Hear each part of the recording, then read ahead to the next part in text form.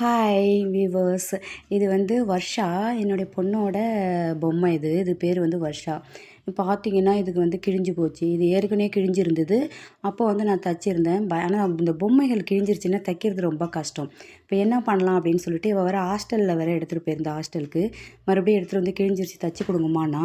இப்போ இந்த மாதிரி ஒரு ஐடியா பண்ணினேன். எப்படின்னா துணியை வந்து அதாவது ரேஷன் கடையில் கொடுக்குறாங்களே வேஷ்டி, அந்த துணியை வந்து நம்ம இட்லி துணிக்கு இது மாதிரி துணி சுடுறதுக்கு அதுக்கெல்லாம் யூஸ் பண்ணிப்போம்ல, அந்த மாதிரி இதுக்கும் நான் யூஸ் பண்ணிக்கிட்டேன். எப்படின்னா கட் பண்ணி உள்ளார வச்சிடணும். அப்போ இந்த பாருங்கள், நான் காட்டுறேன் பாருங்கள். அது 2 பக்கமும் ஓரத்தில் அந்த துணியும் டிப்பெண்ட் பண்ணி தைக்கிற மாதிரி நம்ம வந்து தைக்கணும். அந்த மாதிரி தைக்கிறப்ப அது கிழியாதுன்னு நம்பி நான் தைச்சிருக்கேன். தச்சியும் போட்டேன் பாருங்கள், தைக்கிறேன் பாருங்கள். அப்போ அது க்ரீப்பு கிடைக்கும். இப்போ துணி இல்லாத தைக்கிறப்ப கரண்டுக்கும் அது மட்டும் இல்லை, சீக்கிரம் விட்டு போயிடுது. அதனால் இந்த மாதிரி யூஸ் பண்ணி நான் தைச்சிருக்கேன். நல்லா கரெக்டாக தான் இருக்குதுன்னு நினைக்கிறேன். நீங்களும் இந்த மாதிரி வந்து ஏற்கனவே தைச்சிருக்கீங்களா? இல்லை அப்படின்னு சொன்னால் இந்த மாதிரி தைச்சிக்கிங்க. தைச்சா யூஸ்ஃபுல்லாக தான் இருக்குது. நல்லா தைச்சிட்டு இழுத்து பார்த்தா நல்லா தான் இருக்குது.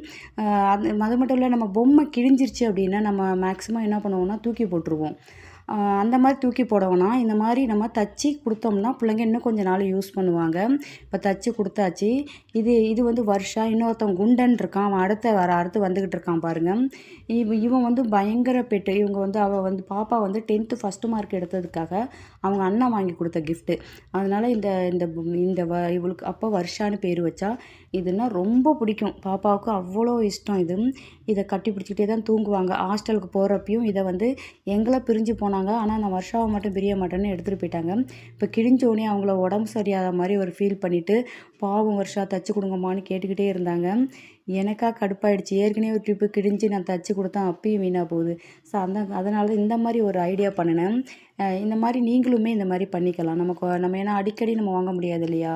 நம்ம வந்து என்னதான் நம்ம ஹை கிளாஸு இல்லை அப்பர் லோ கிளாஸு இல்லை வந்து மிடில் கிளாஸ் இப்படி என்னதான் நம்ம வந்து இருந்தாலுமே எப்போதும் நம்ம புது புது பொம்மை வாங்கிக்கிட்டே இருக்க முடியாது. அதுவும் பாப்பா வந்து எந்த பொருளாக இருந்தாலும் பத்திரமா வச்சுப்பான்.